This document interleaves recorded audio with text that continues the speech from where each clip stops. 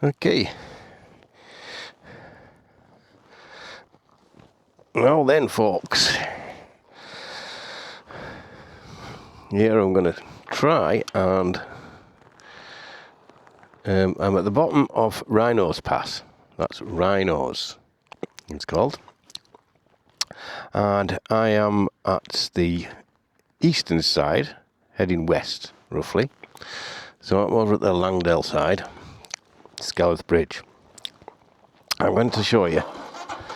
I was going to do a video on how to ride over Wrynose and Hardknott, but I thought that sounds a bit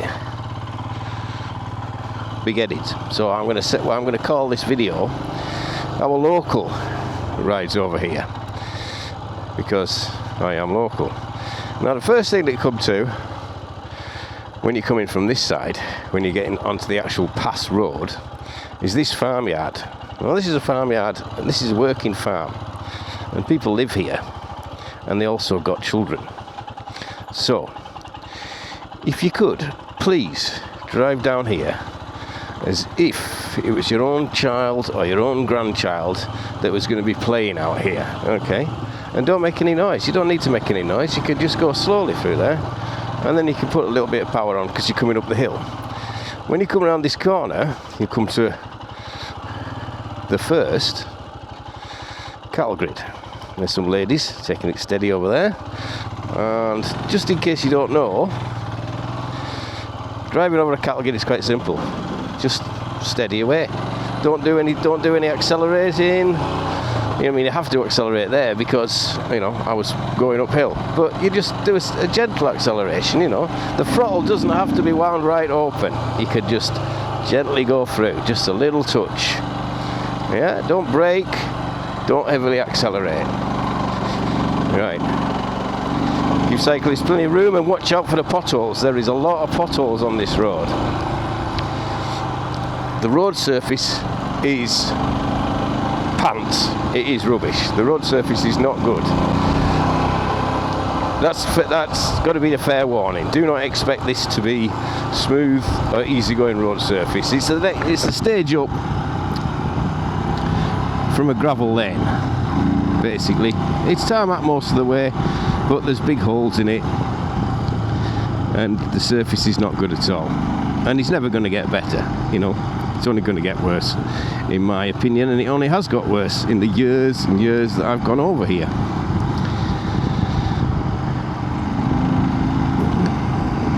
Now I'm going to try and keep my speed down, because I do go a little bit fast up this bit, but then, this is in my backyard, so I do this road quite a lot. But, why rush it, to be honest? It changes most days, especially most seasons. This is early spring at the moment.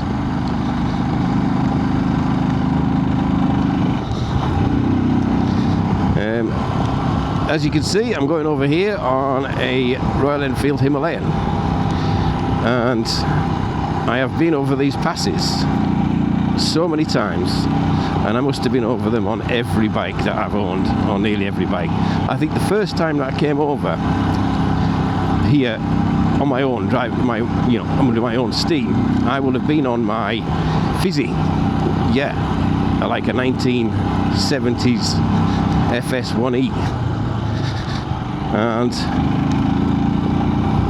I can remember going over, so it must have done it. And mind you, I've got to say, that was a good few years ago, so power to weight ratio would have been in favour of the FS1E at that time. I don't know if it'll take my belly over now, but it was a good view, so have a look around. You don't need to rush. This is it. Wrynose is the easiest of the two passes, and I think coming from this side east over Wrynose and then over Hardknott is the easiest way. I will at some point do a return journey from west to east, which in my opinion is harder. But anyway, well, we're up here. There's plenty of places to stop. It's quite good. if you're athletic and you don't mind a walk, there is some good places to walk from here, and you know, you're already high up anyway, so there's some nice little viewpoints. We're coming up to an area now that's called the Three Shires, because this was a border where there used to be 3 counties, so that's a post explaining the Lancashire and Westmoreland counties.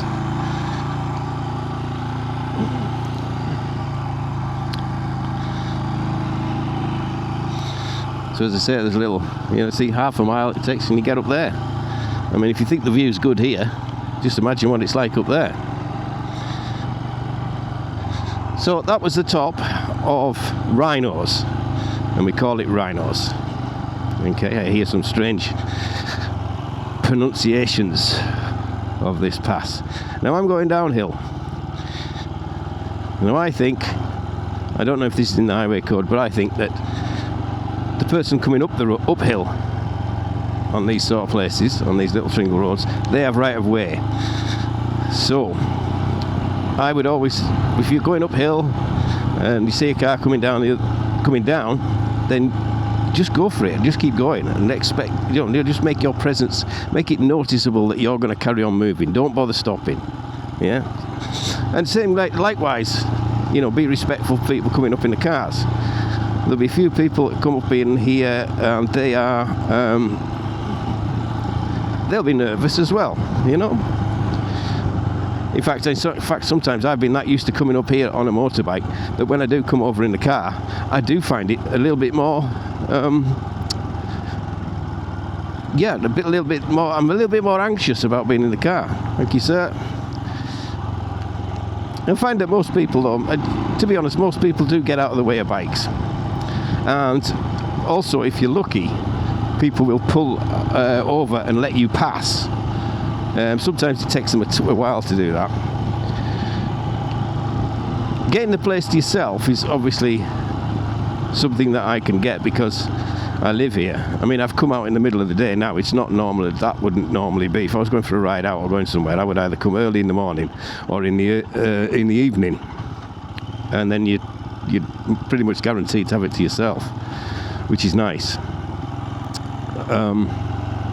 Yeah, you don't get held up by people like this. I mean, it does get a bit frustrating, you see, because there's a place there he could have pulled in. He's realised now, or she has realised, and that person's realised. My way, thank you very much. This is Wrynose Bottom, we call this. Yeah, I mean, it's okay. I tend to go a little bit faster along here than I should do. But again, the road surface is not good. And there is quite a few sort of blind dips where there's a corner behind them, so yeah, just take it easy, you know. It's okay. You're not going to win any prizes for going fast down here.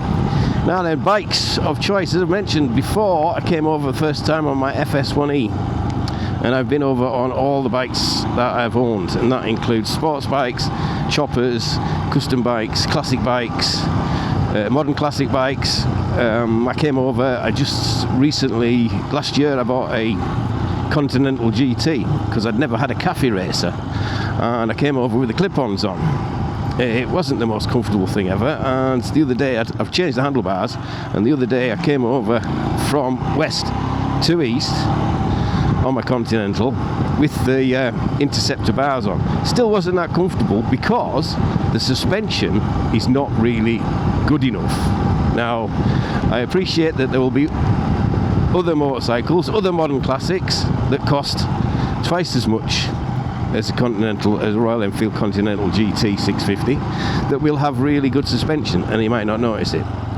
But from my experience, from owning Harleys and Hondas, Yamahas, all, you know, Kawasaki's, a good selection of bikes for the last 40 plus years. This Himalayan is actually the best bike, or well, it's actually the fastest bike I've had for going over here.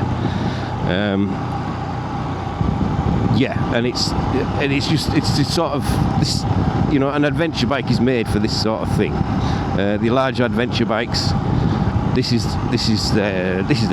what they're for, and I would recommend you coming on them all the time. But I'm also saying, do not let whatever bike you've got put you off. It's well capable. Any motorcycle is capable of getting over these passes, and it is enjoyable. Now here we are at Cockley Beck. Okay. Now if we were to go that way, up that way, we can get to Dunnerdale, which is a nice little route, and I'm going to take you on that one day. But at the moment, we're going to go across this bridge and we're going to go over Hardknott. As I say, this is Hardknott Pass. This is the difficult one. There we go. I just pulled my clutch in there to go over the, and just rolled over the cattle grids. I've had people coming to work with bent footrests and bent gear sticks, and had to drill gear sticks and put brakes bits in for the brakes and things because they've done something strange. You know, they've just not rolled across it. There we go. You can see that's sort of similar. The road condition, yes, it's worse. It's worse on Hardknott here. This is definitely the worst road. This is the one that maybe gets more use. Maybe just because it's steeper, but I definitely wouldn't let it put you off. Oh, this guy's pulling in. That's nice of him. Thank you.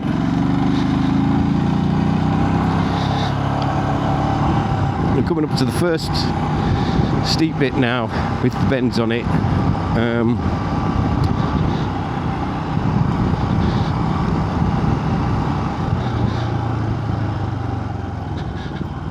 I remember I came over here with in my Vauxhall Chevette once, loaded up with all camping gear. Didn't make it up this bit. I had to back down and take a run at it. I had to go back there and come at it with a run.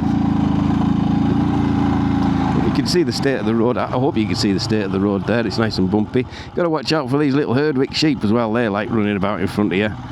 They're also, and this time of year, they're also pregnant as well. So farmers really wouldn't like seeing you chasing them about or running them over. Here we go. This prime example. There we go. Look where you want to go. Take all the road's yours. It's a single track road. You can use all of this road. Yeah.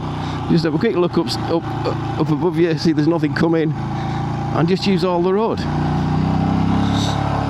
Just imagine it's one of those great sweeping bends that you're used to driving on your bike, but it's in miniature. And if you had it all to yourself, or if you're on a track, you'd use all the road, wouldn't you? You'd be over here, then you'd be over there, and you'd look where you want to go. Just look where you want to go. A little bit of touch, a little bit of clutch slip if you need to. I'm in first here. I usually come up here this bit in first. You can do it in second. You certainly better do it in second with a more powerful bike. You know, I mean, Himalayans have a bit of torque, but they haven't got a lot of power. There you go, that's second. You can see that it's struggling a bit there with the second. I can slip the clutch in a bit, give it a bit, just to help it along there. But you know, that's what Himalayas do. They're a really good bike, but I'm not here to tell you the benefits of owning a Royal Enfield Himalayan. I'm here to try and show you how I get up and over and use these passes regularly. I regularly use these because I live in the centre of the Lake District, and I also like going to the seaside. And this is one of the most enjoyable ways I know of getting to the sea, because as we approach the summit, or the summit, the top of the pass, we'll see the sea, and there we go. And your camera won't probably pick this up, but I'm getting a really good view at the moment of the Isle of Man out there. And past that's the clouds. Yeah, so here we are. This is the top. And yeah, what's wrong with that? Simple enough, wasn't it? I think. Okay, so this is going down to the tricky bit now.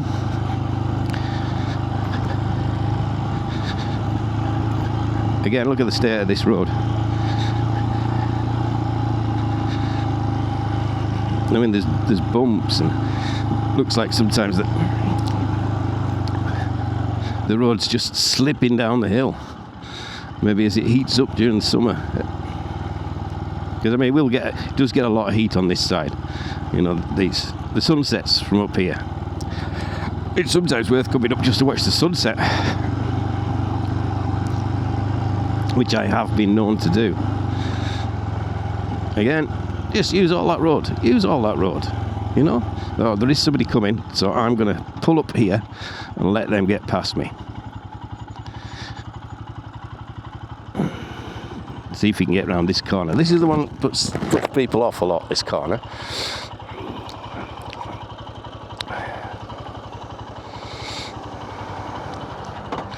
I think we can set off in second here, can't we?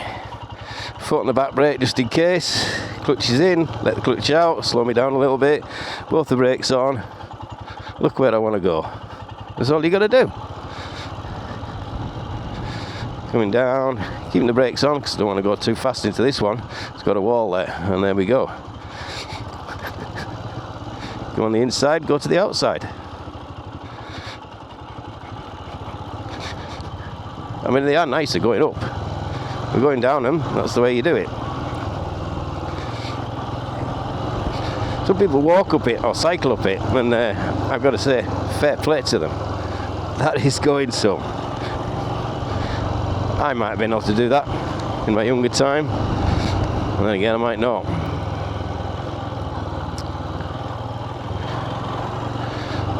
So down here, there's a little interesting fact. There is a Roman, the remains of a Roman fort.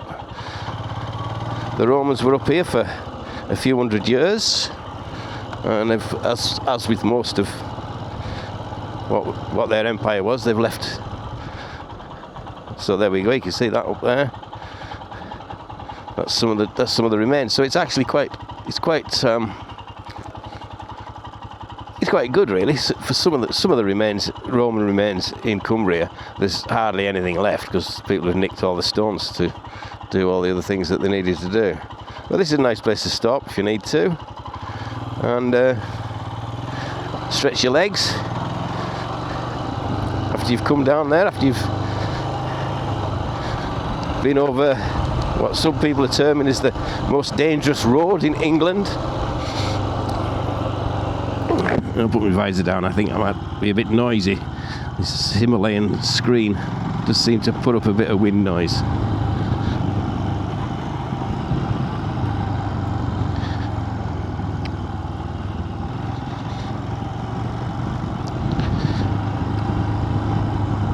Still a couple of corners left to do.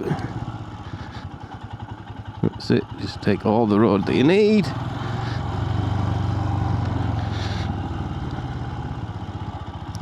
Take it easy. See, look at the state of this bit of road here.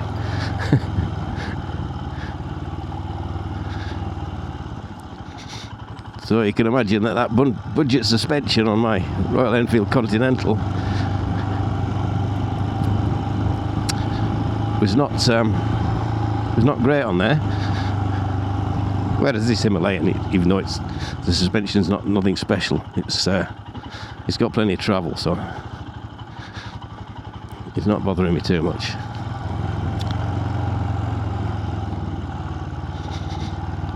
People are always genuinely friendly around here as well, which is nice.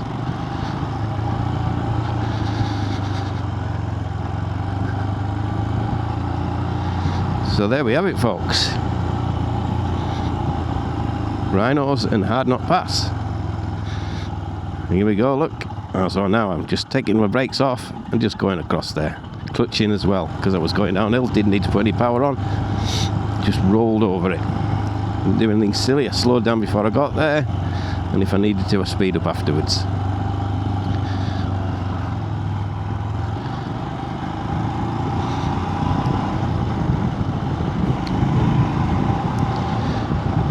And now we're down into the Eskdale Valley.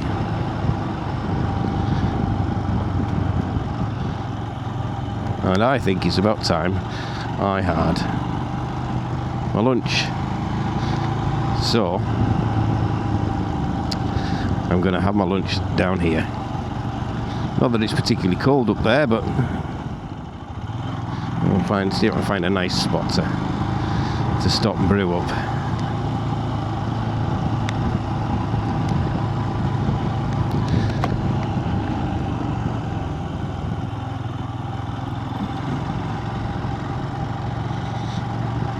somewhere with a bench. I can't remember if there's a bench anywhere along